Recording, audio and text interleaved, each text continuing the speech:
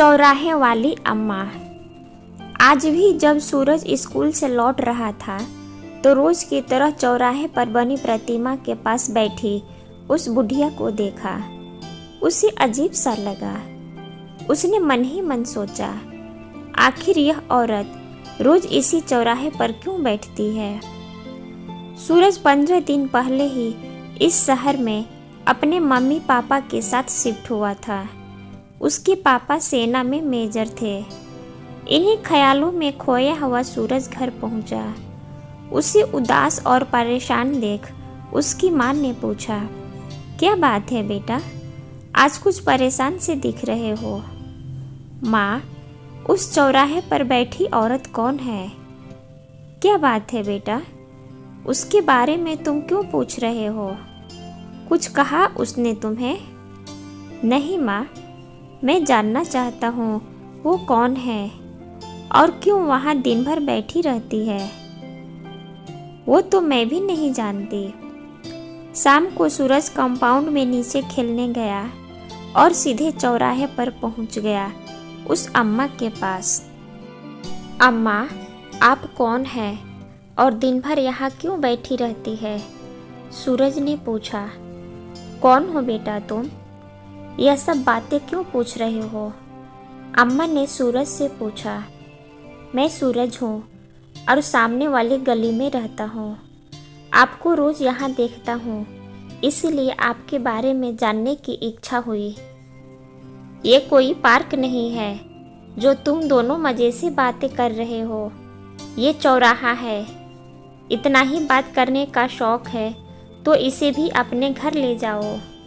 Police वाला आकर सूरज से बोला। चलिए अम्मा मेरे साथ। सूरज अम्मा का हाथ पकड़कर अपने साथ चलने की जिद करने लगा। नहीं बेटा, मेरा घर यही है और मैं यहीं पर रहती हूँ, तुम जाओ यहाँ से।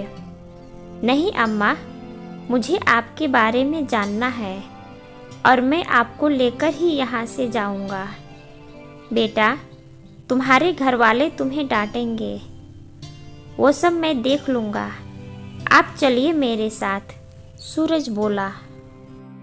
सूरज अम्मा को लेकर अपनी बिल्डिंग में वापस आ गया। यहाँ उसे सभी लोग ढूंढ रहे थे। कहाँ थे तुम? हम सब कितना परेशान हो गए थे। आते ही सूरज की माँ उससे सवाल करने लगी।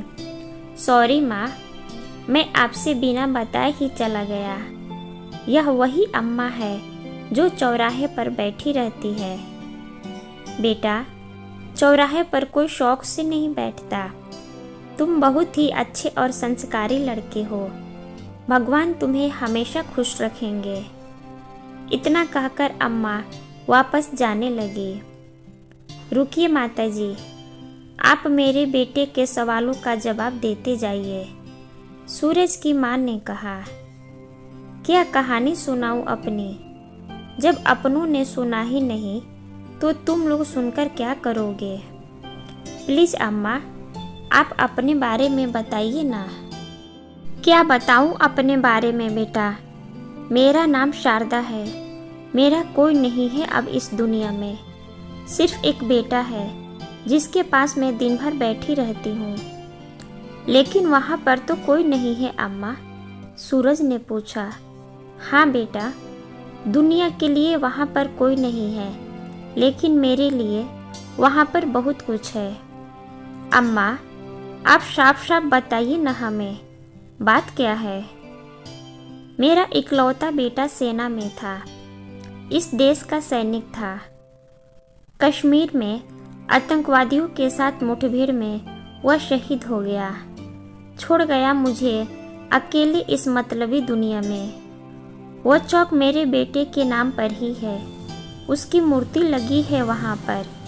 इसीलिए मैं अपने बेटे के पास दिन भर बैठी रहती हूँ। मगर आपका घर, पेंशन सब आपको मिलता होगा ना? सूरज की माँ ने पूछा। हाँ बेटा, सब था, सब है। मगर जब कोई सहारा नहीं होता है तो दुनिया फ़ायदा भी उठाती है। अपने लोग भी पराये हो जाते हैं। मैं तो अपने बेटे के गम में थी। मेरे अपनों ने ही मुझसे सब कुछ छीन लिया और घर से निकाल दिया। इकलौती बहू भी थी। बहुत प्यार करता था मेरा बेटा उससे, लेकिन बेटे के जाने के बाद वह सारे जायदाद और घर अपने नाम करके दूसरी शादी कर ली और मुझे छोड़ दिया इस चौराहे पर। कहते हुए अम्मा की आंखें आंसुओं से भर गई और वो वहाँ से जाने लगी। सभी लोग उनकी बातें सुनकर हैरान हो गए। सूरज ने उन्हें रोकते हुए कहा, इन्होंने इस देश के खातिर अपने इकलौते बेटे की कुर्बानी दी है। क्या हम सब मिलकर इन्हें इनका हक नहीं दिलवा सकते? इनका ध्यान नहीं रख सकते? सूरज की बातें सुन सभी लोग एक दूसरे का मुंह देखने लगे। फिर सूरज ने कहा, शहीदों की मूर्तियां तो चौक पर शौक से लोग लगवा देते हैं, मगर उनके परिवार का क्या होता है? उनके बुजुर्ग माता पिता किस हाल में रहते हैं, यह कोई आकर नहीं देखता है। सभी लोग सूरज की बातों से सहमत हो गए और सबने अम्मा को वही क्वार्टर में रख लिया और सभी लोगों ने मिलकर उनकी जिम्मेदारी भी ले ली। अब वो पूरी सोसाइटी की अम्मा थी। सभी छोटे बच्चे उनके पास खेलते और कहानियाँ सुनते। औरतें खाली समय में उनके पास आती, ढेर सारी बातें करती और जिंदगी के तजुर्बे सीखती है। इसी तरह वो खुशी खुशी वहीं पर रहने लगी। सूरज उनका बहुत ध्यान रखता था और वह अब अम्मा का लाडला भी बन गया। फिर सभी लोगों ने मिलकर सोशल मीडिया पर उनकी कहानी को वायरल कराया। न्यूज़ मीडिया इनकी कहानी को कवर करने लगी। तब सरकारी लोगों का ध्यान इस पर गया और उन्होंने हस्तक्षेप कर दादी को उनका हक वापस दिलवाया। अम्मा भी बहुत खुश थीं क्योंकि उन्होंने एक बेटा जरूर खोया था, लेकिन पूरी सोसाइटी के रूप में एक बहुत बड़ा परिवार उन्हें अब मिल गया था। अब वह सिर्फ सूरज की ही नहीं बल्कि पूरी सोसाइटी की अम्मा बन गई थी। प्यारे दोस्तों, कितना अच्छा होता अगर लोग शहीद परिवार और उनके माँ बाप की इज्जत हमेशा करते, उन्हें अपना परिवार मानकर उसकी जिम्मेदारी लेते। काश हर बहू अपने सास ससुर की भी जिम्मेदारी उठाती। सरकार भी शहीद की पत्नी के अलावा उनके माता पिता की पेंशन की भी व्यवस्था करता, तो हमारा बुजुर्ग समाज कितना खुशहाल होता।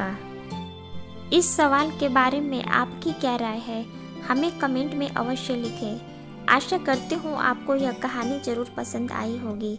कहानी सुनने के लिए आपका बहुत बहुत धन्यवाद।